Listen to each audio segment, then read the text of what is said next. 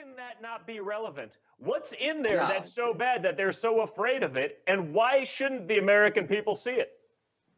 We're back to the same point, the double standards. I mean, think about what your families went through. They want every single business record, every single tax record, I'm on the oversight committee. I know all the things that the subpoenas and things they've sent out about your family. They want to go to your accounting firm and get everything. So by the way, I think my 5-year-old daughter is actually theoretically part of that subpoena. They want her banking records.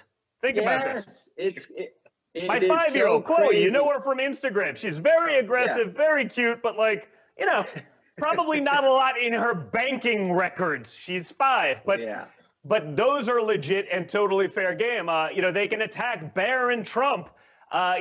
When he was 11, 12, 13, they can attack him ad nauseum, but I'm not allowed to go after Hunter Biden, who's 50.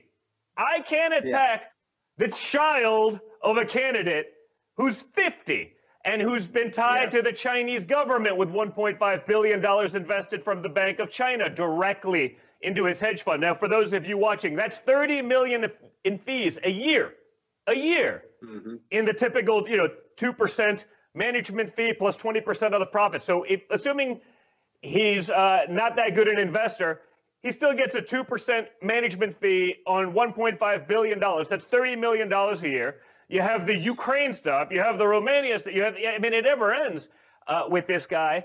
But he's totally off limits.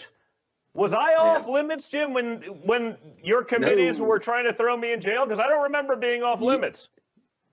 I remember the 80 letters Jerry Nadler sent out, the fishing expedition he went on 2 years ago. This is how bad it is. So, look, everyone gets it. Anyone with any type of common sense, any type of just objective look at things understands what you went through, what the presidents went through, which frankly started before he was president. We never forget, it started in July of 2016 when they spied on 2 American citizens associated with President Trump's campaign. That's when it started. And everything that's happened since then, the Trump-Russia investigation, the impeachment, now on and on it goes. What they did with Michael Cohen, what they did with Mazars, your accounting firm, everything else, every subpoena, every letter, it's nonstop. And most people get it that this is not fair. And yet, in spite of all that, this is the beauty of it.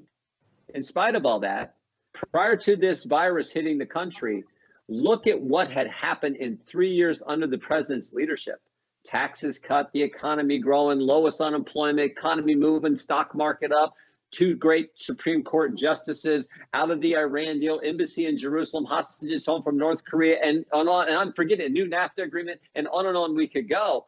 All that happened in spite of a relentless attack from the left, a relentless attack from mainstream Democrats, and frankly, some Republicans, and certainly a relentless attack from the mainstream press. And yet we're getting things done. That's why he's going to win. That's why it doesn't matter if it's Joe Biden or someone else.